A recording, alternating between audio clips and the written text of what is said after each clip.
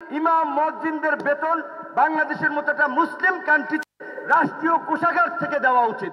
সংঘাত সহিংসতার পথে পরিচালিত হবে আগামীর বাংলাদেশ একটি স্বাধীন সার্বভৌম বাংলাদেশ হবে নাকি ওই ভারতীয় ভিনদেশী দাবেদারি শক্তির হাতে জিম্মি একটি করদ রাজ্য হবে? আজকে বাংলাদেশ একটি ক্রান্তি লগ্নে উপস্থিত হয়েছে। আগামীতে একটি নির্বাচন অনুষ্ঠিত হবে। প্রকৃত অর্থে এই নির্বাচনের মধ্য দিয়ে নির্ধারিত হবে আগামীর বাংলাদেশ শান্তির পথে ধাবিত হবে নাকি সংঘাত সহিংসতার পথে পরিচালিত হবে। আগামীর বাংলাদেশ একটি স্বাধীন সার্বভৌম বাংলাদেশ হবে নাকি ওই ভারতীয় ভিনদেশী দাবেদারি শক্তির হাতে জিম্মি একটি করদ রাজ্য হবে। সেই সিদ্ধান্তে আমরা আজকে উপনীত হয়েছি। এই কারণে এটি একটি ঐতিহাসিক মুহূর্ত।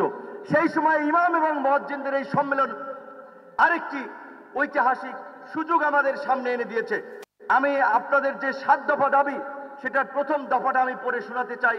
এই কারণে এখানে প্রথম দফা আপনারা বলেছেন রাষ্ট্র পরিচালনার ক্ষেত্রে ইসলামী শরিয়াকে সর্বোচ্চ গুরুত্ব দিতে হবে, ভিন্ন ধর্মাবলম্বীদের ন্যায্য অধিকার নিশ্চিত করতে হবে।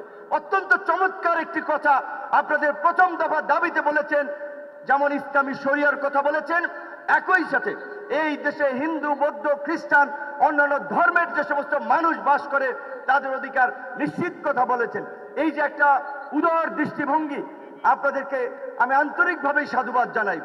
আমার নিজের ব্যক্তিগত একটা অভিজ্ঞতা শেয়ার করে, আমি কাতার সফর করেছিলাম 2022 সালে।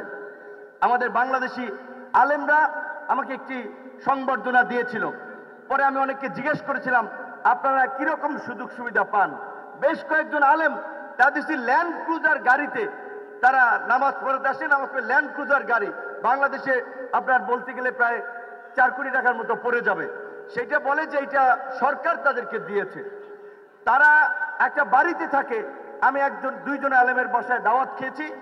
ওই একটা বাড়ি, সেটা মোটামুটি সুন্দর, বেতন প্রায় 4 থেকে 5 লক্ষ টাকা। মিডল ইস্টে আমাদের দেশের হাফেজরা, আলেমরা।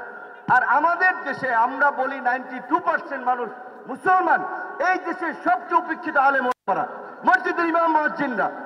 আপনি দেখেন ওই যে কোটি কোটি টাকা খরচ করে একটা মসজিদ বানায়, কিন্তু কিপটামি করে ইমামের বেতন দিতে গিয়ে তারে দেয় 12,000 টাকা। নাকি কথা ঠিক কিনা? মুয়াজ্জিনের বেতন দেয় 7,000 টাকা। তো বর্তমানে এই 10-12 হাজার টাকায় কিংবা এই 8-10 হাজার টাকায় ইমাম মুয়াজ্জিনদের সম্মানজনকভাবে পরিবার নিয়ে চলাফেরা যায় না, ভরণ পোষণ হয় না। এইখানে বিভিন্ন রাজনৈতিক দলের নেতৃবৃন্দ তো অলরেডি কমিটমেন্ট করেছে যে আপনার জামাতের আমির, ইসলামী আন্দোলনের পীর সাহেব, আশা করি আমাদের তরুণ প্রজন্ম থেকে শুরু করে দীর্ঘদিনের আন্দোলন সংগ্রামের সারথী জনাব তারেক রহমান তার বক্তব্যে বলবেন আপনাদেরকে তার সরকার তারা কি করতে পারে আপনাদের জন্য। তো আমরা মনে করি ইমাম মুয়াজ্জিনদের বেতন বাংলাদেশের মতো একটা মুসলিম কান্ট্রি রাষ্ট্রীয় কোষাগার থেকে দেওয়া উচিত। সেই দাবি জানিয়ে আমি সকল রাজনৈতিক দল কথা বলেছেন। তো আমরা যদি সব রাজনৈতিক দল চাই তাহলে তার কোনো আপত্তি থাকার কোনো কথা নাই। রাষ্ট্রের কত কর্মকর্তা কর্মচারী, একজন পদ আছে সেখানে নিচ্ছে 3 জন। সুতরাং ইমাম মুয়াজ্জিনরা যেন একটা মর্যাদার সাথে জীবনযাপন করতে পারে এবং সমাজের, বিশেষ করে যেই কথাটি আমাদের সিনিয়র নেতৃবৃন্দ বলেছেন যে মসজিদে নববীর উদাহরণ দিয়ে রাষ্ট্র পরিচালনায়। তো আজকের আমরা যে নতুন বাংলাদেশ বিনির্মাণ করতে চাই, গণ অভ্যুত্থান পরবর্তী বাংলাদেশ, সেই বাংলাদেশে আমরা সুদ, ঘুষ, দুর্নীতি, অনিয়ম, অবিচারকে আমরা চাই না। সেই বাংলাদেশ বিনির্মাণ করার ক্ষেত্রেও আমাদের এই ইমাম সমাজকে নেতৃত্ব দিতে হবে। আপনি একবার চিন্তা করেন, 5 ওয়াক্ত নামাজে আমরা মুসলমানরা মসজিদে মিলিত হই। শুক্রবার জুম্মার দিনে রাস্তার সড়ক আপনার লোকে লোকারণ্য হয়ে যায়।